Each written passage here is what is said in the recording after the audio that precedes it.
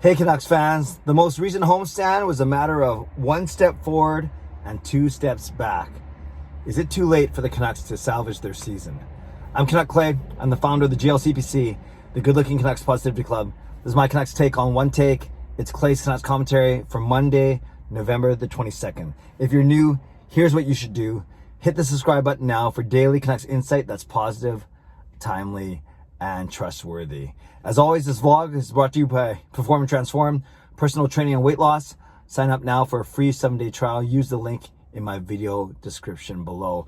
Thank you for joining me for my live stream last night at 10 p.m. A lot of good discussion, a lot of great questions, a lot of great community building as always. And don't forget tonight, two things. The first one is for franchise, Hall of Fame, and Hero members. Our monthly Zoom chat at 8:45 for an hour, 8:45 to 9:45. And then that'll lead me into Canucks After Dark with Parker at 10 p.m. So I hope you can join me for both if you are eligible to, and then definitely for Canucks After Dark for everyone. You look back at this, actually one piece of Canucks personnel news. Travis Hamonic has been loaned to Abbotsford, and that's because he can't travel for the first part of this trip. We believe that he's in week number 2 of his 2-week quarantine after, or not quarantine, but 2 weeks post his second shot. So he cannot travel to the States until he's fully vaccinated, meaning 14 days after his second shot. So we believe this is the start of week 2. So in essence, he'll miss probably the first 2 games of the road trip, but then be able to join the team for the final 3 games of the road trip. Canucks don't play again until Wednesday, actually, so there's a bit of a gap right now. So Travis Hamonic loaned to Abbotsford, and we know that he's going to end up joining the team halfway through their road trip. When you look back at the 3-game homestand, the Canucks lost 4-2 to Colorado on Wednesday. They beat Winnipeg 3-2 on Friday, and they lost 1-0 to Chicago last night. You look at it plainly, it's 1 win and 2 losses, and thus, as I led with, 1 step forward and 2 steps backward. And that's simply not good enough for a team right now who's already behind the 8 ball when it comes to out of the playoff picture, struggling to stay even remotely close to the playoff picture. And a simple thing is using that 3-game sample, you need to be able to win 2 of those as opposed to lose 2 of those. So the Canucks get 2 out of a possible 6 points, and they fall further behind as you see Calgary and Edmonton ripping it up, Vegas improving, the 3 California teams. So really we're only battling with Seattle right now to stay out of the cellar of the Pacific Division. Cellar as in C-E-L-L-A-R, not S-E-L-L-E-R. I was at 2 of the 3 games. I was at the Winnipeg game on Friday. Nice to see them win. And granted, that was against a tired Winnipeg Jets team. And then I was at the game last night in wonderful seats thanks to C-Edits, but didn't see a Canucks goal, unfortunately. Got on TV a few times, got on the Jumbotron a few times, but that's, it's nice, but that's secondary. I would trade all of that to see a Canucks win for sure. And, Chicago was a tired team too. They had played the night before, just like Winnipeg had played the night before they played us. So when you think about it, Winnipeg only lost us by a goal. You want us to kind of assert ourselves more and pummel them a little bit. And same with last night. The Canucks did, I wouldn't say dominate, but they did control play for, you could say, 50 minutes of the 60 minutes.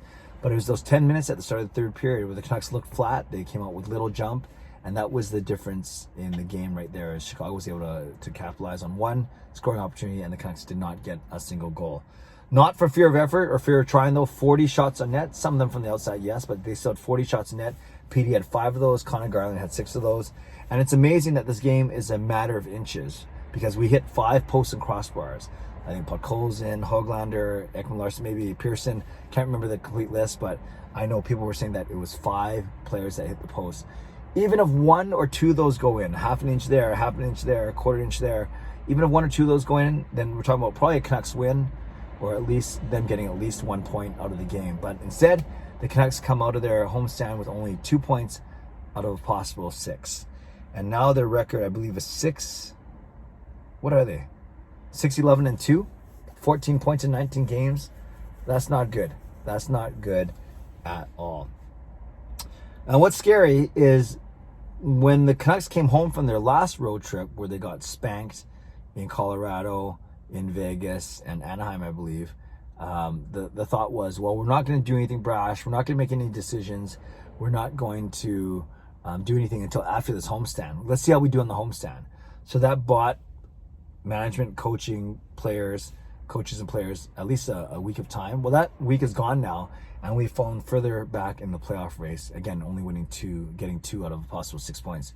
So the question is, now what? Now what? The post-game interviews are sounding all the same, where they like the effort, but they're not getting results. We just got to find a way to score, and any cliche you want to use. At the end of the day, it's about winning games. At the end of the day, it's this. At the end of the day, it's a lot of, at the end of the day, especially when Bo Horvat talks. I'm not sure if you guys noticed that. Love JT Miller when he talks. He's very honest. Horvat's honest too, but JT Miller kind of gives you a bit more. And even a guy like Connor Garland last night had some very intriguing things to say. But they're all, it doesn't matter, they're singing from the same hymn book, so to speak. They're all talking about the same thing, and that's more and more Canucks losses. So I guess my question to you now is what's going to change? What's going to happen?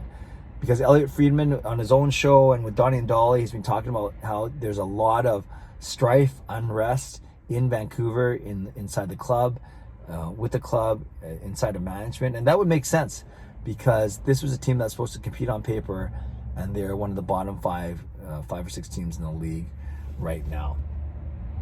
So I'm at a loss. I'm still positive. I'm still optimistic. I'm not optimistic they're going to make the playoffs, but I still want to see them win, and I'll still cheer the team. I spend a lot of time, energy, and money on the team, as you know. But I'm at a loss to figure out how they can fix it, because they've identified their penalty kill's a bit better now. They haven't allowed a shorthanded goal in the last couple games. Yet they're still, they couldn't even score offensively yesterday. So the power play looked better, but it didn't result in anything. Demko was fine. Defense played fine. It's the same old thing. It's Pettersson. It's Horvat. It's Besser. They need to produce a lot more up front. So, Canucks fans, I ask you, on this reflective Monday, what needs to change? What needs to change? And this is a similar conversation we've been having over the past couple of weeks, but is it Benning? Is it Green? Is it players?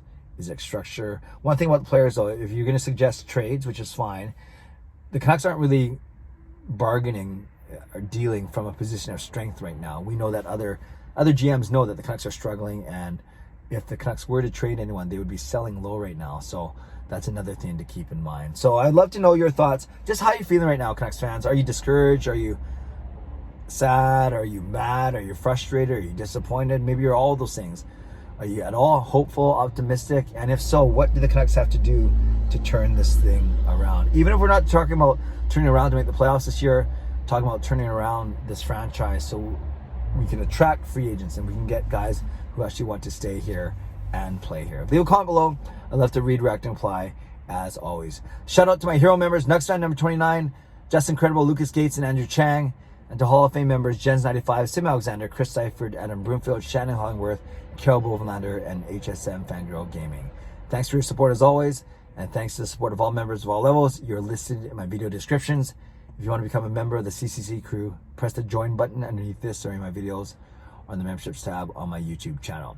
Subscribe if you'd like to, like this video if you'd like to, leave a comment down below if you'd like to, how you feeling about this team right now, and become a member of this channel if you'd like to. Don't forget, 8:45 Zoom chat, Franchise Hall of Fame and Hero, 10 o'clock Canucks After Dark. Stay safe, stay healthy, take care of yourselves, and take care of each other. Have a great day. God bless, and go Canucks Go.